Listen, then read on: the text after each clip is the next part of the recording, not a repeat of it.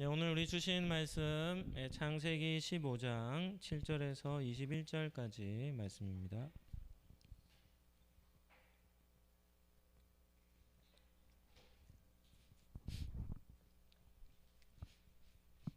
창세기 15장 7절에서 21절입니다. 한 절씩 교독하도록 하겠습니다. 또 그에게 이르시되 나는 이 땅을 내게 주어 소유를 삼게 하려고 너를 갈대아인의 우르에서 이끌어낸 여호와니라.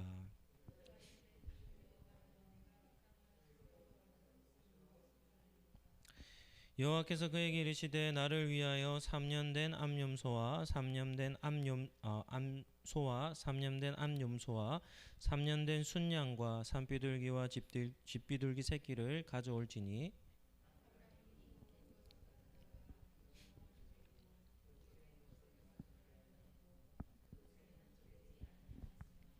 솔개가 그 시체 위에 내릴 때에는 아브라함이 쫓았더라.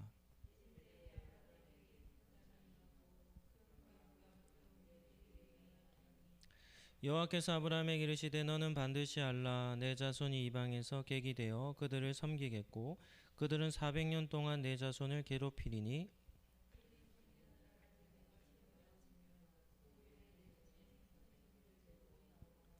너는 장수하다가 평안히 조상에게로 돌아가 장사될 것이요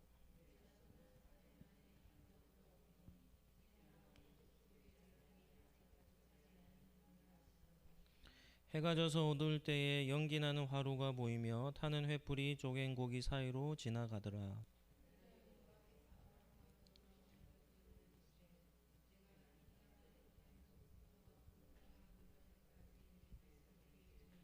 곧 겐 족속과 그니스 족속과 감몬 족속과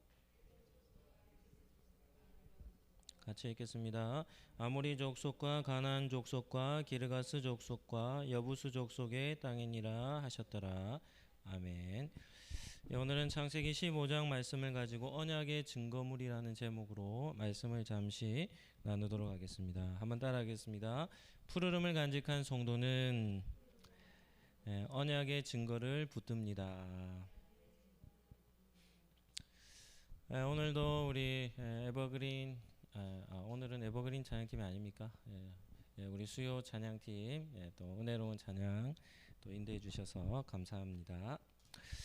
오늘 우리 살펴볼 첫 번째 주제는 약속의 증거물입니다. 대부분의 사람들이 인정하는 사람에 대한 이해가 있다면 아마도 다 공감할 겁니다. 그건 무엇인가 하면 사람은 믿을 만한 대상이 못 된다는 겁니다.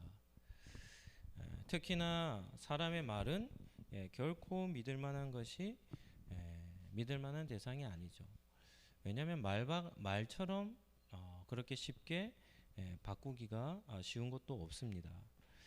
우리가 사는 시대에 보면 중요한 계약이나 약속은 다 어떻게 합니까? 절대 구두로 하지 않습니다.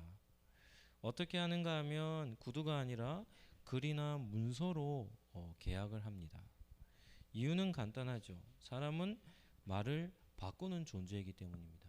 여기서는 이 말 했다가 돌아서서는 전혀 엉뚱한 말을 하는 겁니다. 얼굴 표정 하나 바뀌지 않고 전혀 다른 말을 하는 존재죠.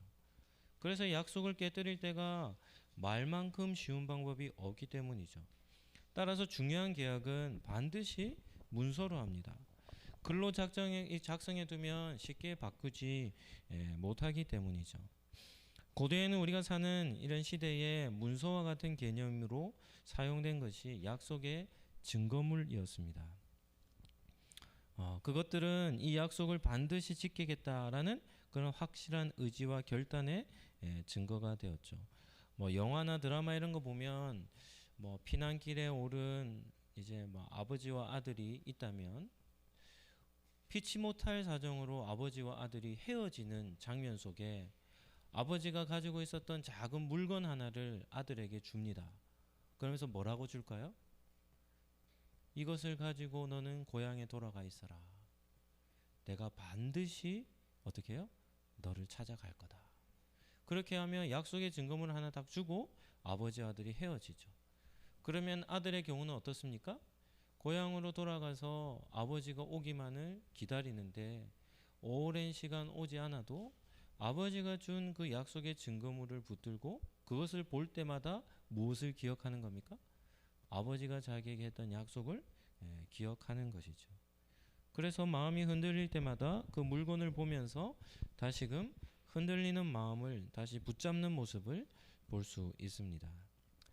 이처럼 약속의 증거물은 소극적인 차원에서는 약속을 변개하지 않는 것을 뜻하지만 적극적인 차원에서는 약속을 지키고자 하는 강한 동기를 부여하는 역할을 하는 것이죠. 이런 질문을 한번 해보겠습니다. 기독교 신앙에 있어서 약속의 증거물은 긍정적일까요? 부정적일까요? 오늘 설교의 제목이 무엇입니까? 긍정적일까요? 부정적일까요? 예, 긍정적입니다. 전혀 부정적이지가 않습니다. 하나님께서 믿음의 선조들과 정말 중요한 약속을 하실 때면 어떻게 하실까요? 말로써 약속하지 않습니다. 말로 언약을 맺지 않으시고 하나님이 무엇으로 언약을 맺으실까요? 약속의 증거물을 보여주시는 겁니다. 뭐 대표적인 예가 어디 있겠습니까? 창세기 9장에 보면 노아가 홍수 심판이 끝나고 방주에서 나와 하나님 앞에 단을 쌓고 제사를 드리죠. 그때 하나님이 노아와 함께했던 모든 생명체들에게 이런 말씀을 하십니다. 창세기 9장 11절에서 13절 말씀입니다. 제가 한번 읽어드릴게요.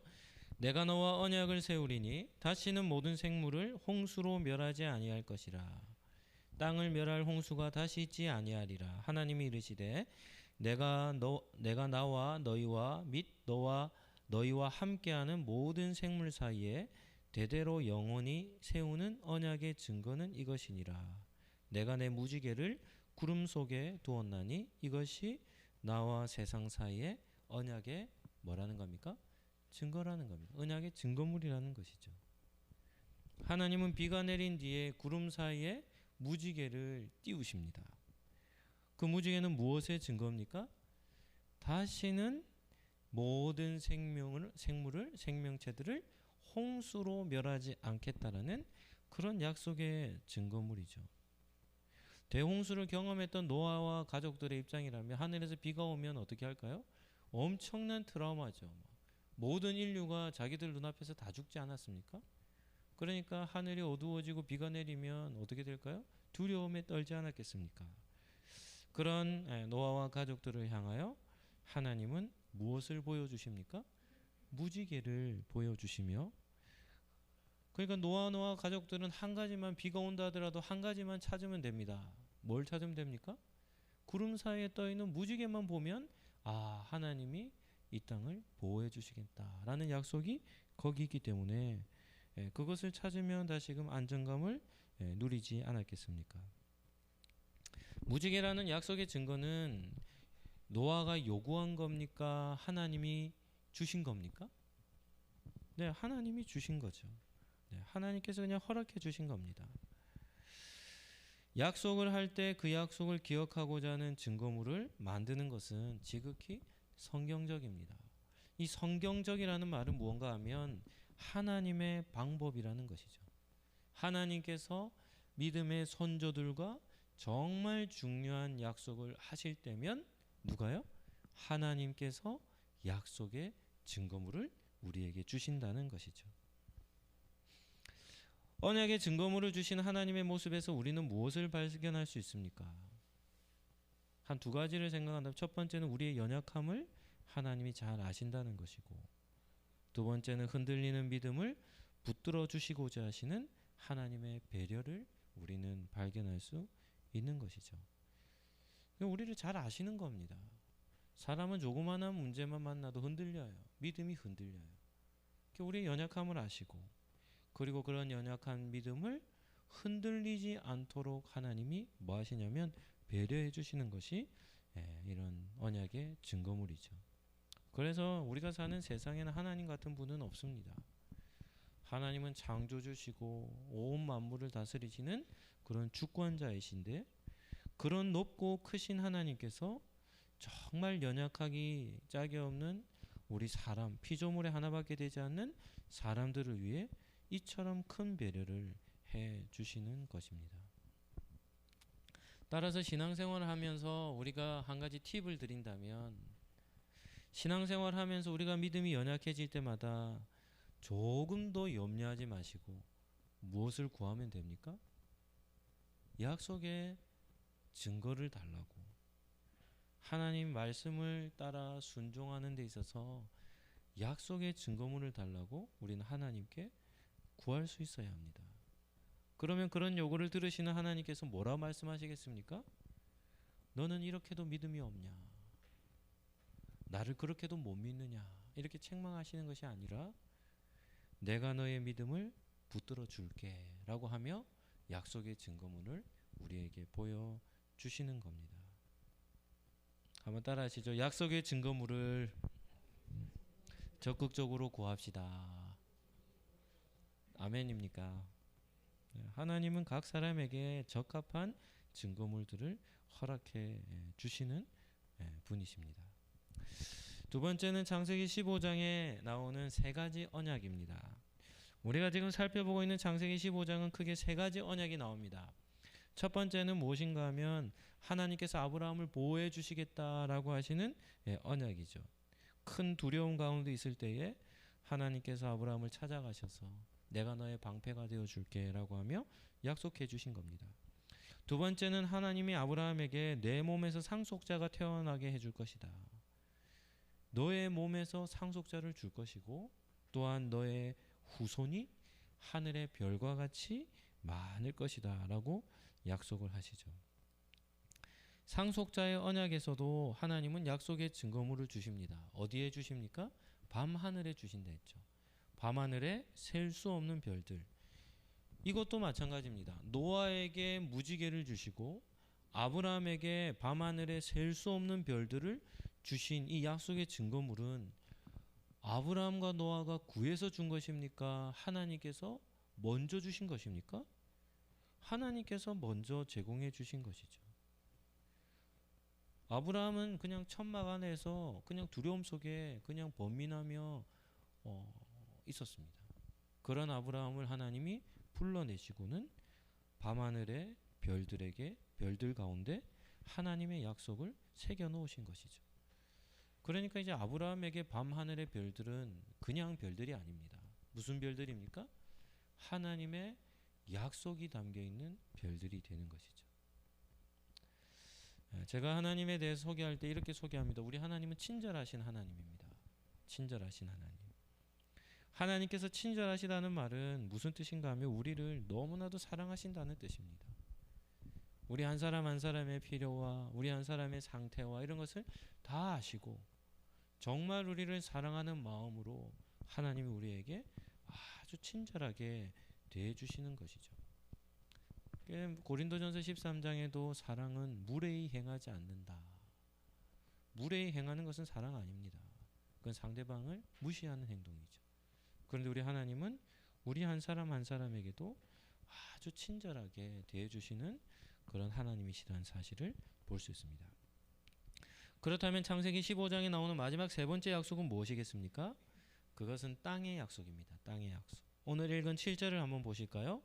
또 아브라함에게 말합니다. 나는 이 땅을 내게 주어 소유를 삼게 하려고 너를 갈대아인의 우르에서 이끌어낸 여호와라 라는 겁니다.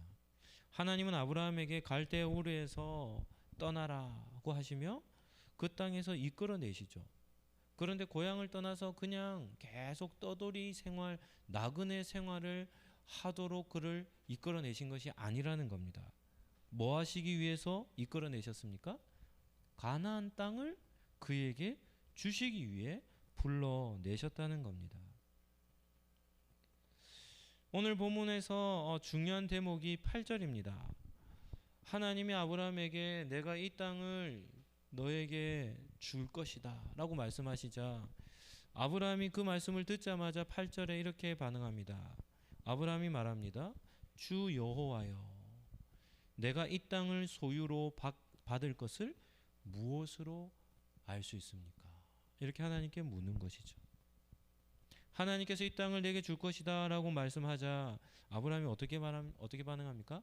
아멘, 이 땅을 주실 줄 믿습니다. 이렇게 반응하지 않습니다. 아브라함은 어떻게 반응합니까? 하나님, 제가 이 땅을 하나님이 주시는 소유물로 주신다는 그것을 무엇으로 알 수 있습니까? 다시 말하면 하나님께 무엇을 구하고 있는 겁니까? 약속의 증거물을 구하고 있는 것이죠. 하나님은 아브라함을 전혀 책망하지 않으시고 그에게 이렇게 말씀하십니다. 9절입니다. 여호와께서 아브라함에게 말합니다. 나를 위하여 3년 된 암소, 3년 된 암염소, 3년 된 순양, 그리고 산비둘기, 집비둘기 새끼를 가져오라 라고 이렇게 말합니다. 하나님께서는 많은 재물을 가지고 오래요. 암소, 암염소, 순양, 비둘기, 산비둘기와 집비둘기, 많은 양을 준비하랍니다. 왜 하나님은 땅의 약속의 증거를 달라고 했는데 하는 그런 아브라함에게 이렇게 많은 양의 재물을 준비하라고 하셨겠습니까? 하나님은 땅의 언약에 대해서 보다 특별한 언약식을 계획하고 계셨기 때문입니다. 하나님의 말씀에 순종한 아브라함의 모습에서 우리는 한 가지 이상한 점을 발견할 수 있죠. 10절에 보면 아브라함이 순종합니다. 어떻게 순종하냐면 아브라함이 그 모든 것을 가져다가 어떻게 합니까? 그 중간을 쪼개고 그 쪼갠 것들을 마주 대하여 놓고, 그 새는 쪼개지 아니하여. 새는 너무 작으니까 쪼갤 수 없는 거죠. 하나님께서 암소, 암염소, 순양, 산비둘기, 집비둘기를 준비하라 하시자 아브라함은 그것을 그냥 가축만 가지고 온 것이 아닙니다. 어떻게 하냐면 이렇게 쪼개는 겁니다. 이 암소와 암염소와 순양은 어떻게 쪼개냐면 몸을 이렇게 세로로 반으로 쪼개는 겁니다. 네. 그렇게 해서 어떻게 놓냐면 이 세로로 쪼개서는 양쪽으로 이 가축을 놓되 서로 마주 대하게 놓고, 그리고 가운데 길을 내는 거예요. 길을. 아브라함이 왜 이런 행동을 했겠습니까? 아브라함의 행동은 아브라함 시대의 그 시대의 문화적인 배경을 좀 알아야 합니다. 그 시대 사람들은 중요한 약속, 그러니까 나라와 나라, 민족과 민족 간의 언약을 체결할 때 어떤 방법을 채택했냐면 동물 한 마리, 가축 한 마리를 가져와서 세로로 쪼개는 거예요.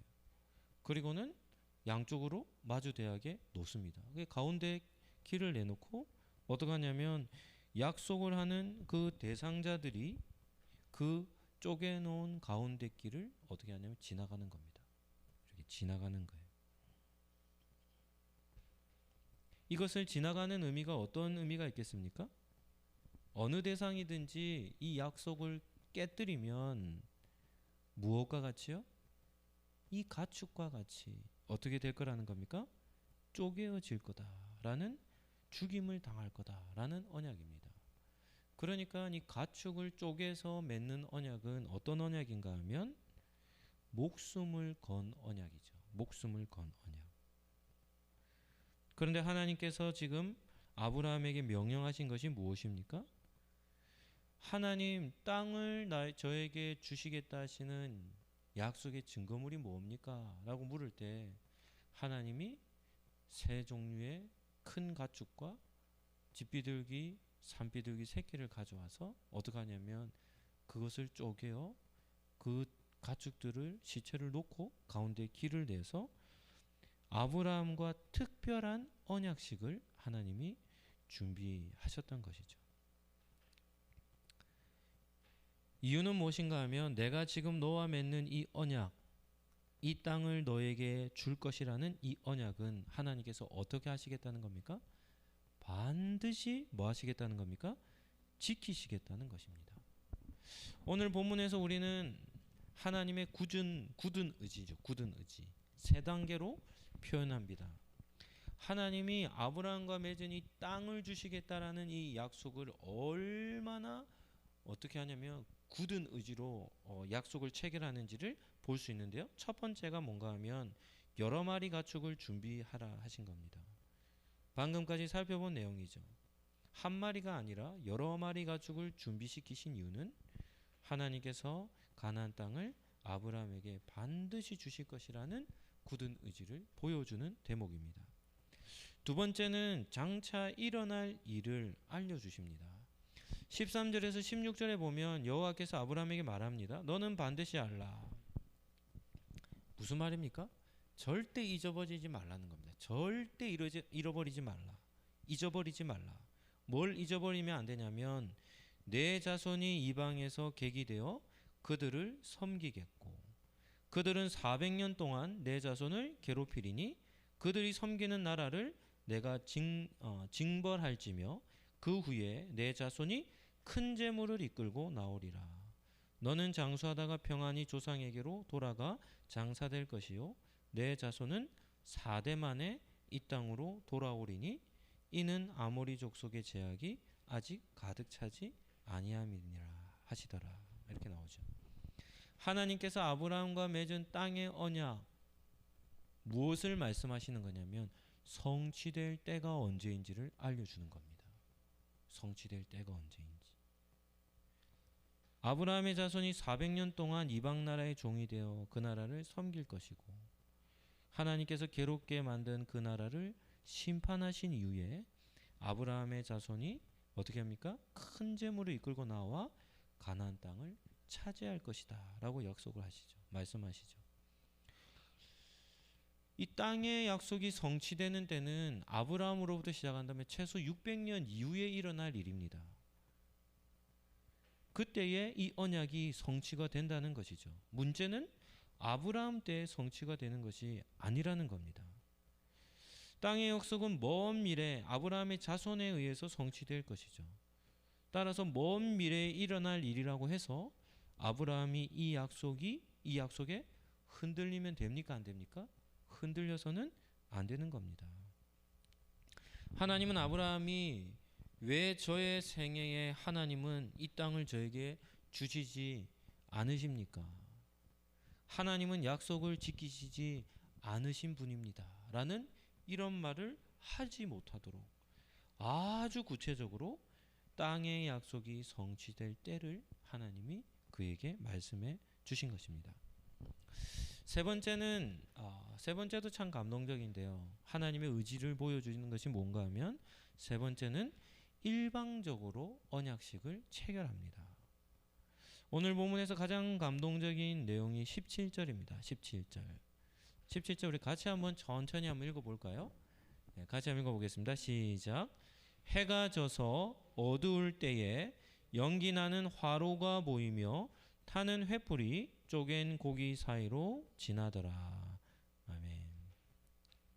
12절에 하나님이 이 약속의 땅을 4대 만에 주시겠다라고 하는 그 말씀을 하실 때 아브라함의 상태가 어땠냐면 12절에 보면 하나님이 아브라함을 깊이 잠들게 하신 후에 장차 일어날 일에 대해서 어떻게 합니까?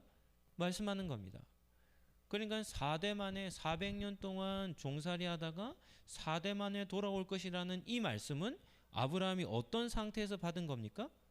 깊이 잠든 상태에서 꿈에 하나님이 아브라함에게 하신 말씀이죠.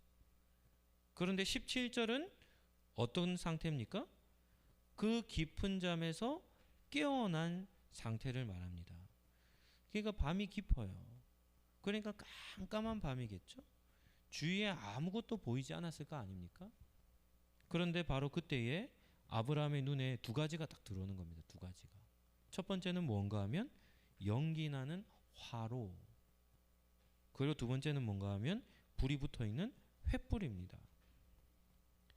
하나님은 아브라함이 깊이 잠든 사이에 어두운 밤을 밝힐 화로 하나를 준비해 놓은 거죠. 불이 타는 화로가 있으니까 그 깜깜한 밤이 어떻게 되겠습니까? 주변이 밝아졌겠죠. 그리고 하나님이 아브라함을 잠에서 깨웠을 때 그 언약을 맺는 그 장소를 화로를 통해서 밝혀주신 겁니다. 그런데 아브라함의 눈에는 화로만 보인 것이 아닙니다. 무엇이 하나 더 보입니까? 불이 붙어있는 횃불 하나가 보입니다. 그런데 오늘 참 재미난 표현이 어디 있냐면 이 횃불이 불타는 횃불이 어떻게 하냐면 갈라놓은 가축 사이를 횃불이 지나가는 겁니다. 한번 질문을 해보죠. 횃불이 발이 달려 있습니까? 횃불이 어떻게 지 스스로 가축을 쪼개놓은 그 길 사이로 지나가겠습니까? 스스로 떠서 뭐 이렇게 다니는 것이 횃불이 아니지 않습니까? 17절의 말씀은 무엇을 뜻하는 것이겠습니까? 아브라함이 잠에서 깨어서 눈을 떠보니 화로가 하나, 연기난 화로가 하나 켜져 있고, 그리고 자기가 쪼개놓은 가축들 그 시체 사이로 횃불 하나가 둥둥 떠서 그 사이를 지나가는 겁니다. 네, 지나가는 거죠. 우리는 성경을 볼 때 그런 것도 좀 볼 수 있어야 합니다. 성경에는요, 눈에 보이지 않는 그런 현상들이 성경에는 생각보다 많이 나옵니다. 생각보다 많이 나와요. 17절은 어떻게 해석하면 좋겠습니까? 눈에 보이지 않는 하나님께서 그곳에 임하셔서 하나님이 무엇을 들고요? 불이 붙어 있는 횃불 하나를 들고 어디를 지나가는 겁니까? 쪼갠 고기 사이를 지나가시는 겁니다. 그런데 아브라함의 눈에는 누구는 보이지 않습니까? 하나님은 보이지 않는데 무엇만 보이는 겁니까? 횃불만 보이는 것이죠. 오늘 본문에서 가장 중요한 대목이 이것입니다. 쪼갠 가축의 언약은 언약을 맺는 두 당사자가 같이 그 가운데 길을 어떻게 한다 했습니까? 지나가는 겁니다. 언약을 맺는 두 당사자가 그 쪼갠 그 가축의 길 사이를 두 사람이, 두 대상이 같이 지나는 것이죠. 그래서 언약을 맺는 겁니다. 뭐라고 맺는 겁니까? 우리 둘 중에 누구든지 한 사람이 언약을 깨면 이 가축과 같이, 이 동물과 같이 그의 몸이 쪼개질 것이다 라는 언약을 맺는 것이죠. 그런데 창세기 15장에는 쪼갠 고기 사이를 지나간 분이 누굽니까? 하나님만 그 길을 지나가시는 겁니다. 아브라함은 뭐 하는 거죠? 하나님이 그 사이를 지나가시는 것을 그냥 본 것밖에는 없는 겁니다. 이것도 참 중요하죠. 이건 무엇을 뜻하는 것일까요? 무엇을 뜻하는 것일까요? 아브라함과 맺은 땅의 언약에 대한 모든 책임은 누가 지겠다는 겁니까? 하나님께서 홀로 지시겠다는 겁니다. 굳은 의지죠. 굳은 의지. 내가 반드시 너와 맺은 언약을 뭐 하시겠다는 겁니까? 지키겠다라고 하시는데 무엇을 걸고 맹세하십니까? 이런 표현을 써도 되는지는 모르겠지만 하나님께서 당신의 목숨을 걸고 누구와 언약을 맺으시는 겁니까? 아브라함과 땅의 언약을 맺으시는 겁니다. 질문을 한번 해보죠. 약속의 땅 가나안을 아브라함의 후손이 차지했습니까? 안 했습니까? 여호수아 시대에 그 땅을 정복했죠. 하나님께서 아브라함과 약속하신 대로 그 땅을 아브라함 자손에게 주신 것입니다. 아브라함은 여호수아 시대에 어떤 도움도 줄 수 없었지만 하나님께서 그 땅을 이스라엘 백성들에게 주신 것이죠.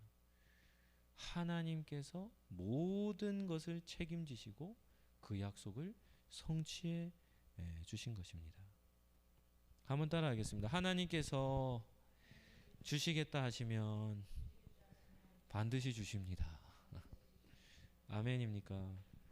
오늘 아브라함과 하나님이 땅의 언약을 맺는 장면에서 하나님 땅 주시겠다는 약속의 증거 무엇을 통해 제가 그 약속을 믿을 수 있겠습니까? 라는 질문 앞에 하나님이 여러 마리 가축을 준비해서 가축 쪼개진 언약식을 준비해라. 그리고 이 언약이 땅의 언약의 성취가 400년 동안 종살이하고 난 이후에 그 땅에서 4대 만에 돌아와 그 땅의 약속이 성취될 것이다. 이렇게 약속을 하신 이후에 하나님께서 그 쪼개놓은 고기 사이로 하나님이 친히 지나가시며 내가 반드시 너와 맺은 언약을 뭐 하시겠다는 겁니까? 지켜주겠다라는 그런 하나님의 모습을 볼 수 있습니다. 말씀을 정리하도록 하겠습니다. 오늘 기도에 참석한 우리 성도님들, 오늘 본문을 통해서 여러분은 어떤 하나님을 깨닫게 됩니까? 약속의 증거물을 구할 때 하나님은 책망치 않으시고 우리에게 확실한 증거를 보여주시는 하나님입니다. 하나님과 언약을 맺을 때면 100% 책임져 주시는 하나님을 볼 수 있죠. 이 책임진다는 것이 정말 중요합니다. 무책임한 하나님이 아니죠. 우리에게 1%, 2% 책임을 묻는 하나님도 아닙니다. 내가 너와 맺은 언약이라면 내가 100% 나 혼자 그 책임 다 감당한다는 것이죠. 세 번째는 우리에게 흔들림 없는 믿음을 주시고자 하나님이 모든 것으로 언약을 맺어 주시는 겁니다. 내가 내 이름, 내 생명을 걸고 이 약속을 지켜 주시겠다는 것입니다. 이보다 더 좋은 분이 어디 있겠습니까? 자료를 보니까 우리가 가지고 있는 성경에는 32,600개의 약속의 말씀이 있답니다. 많습니까? 적습니까?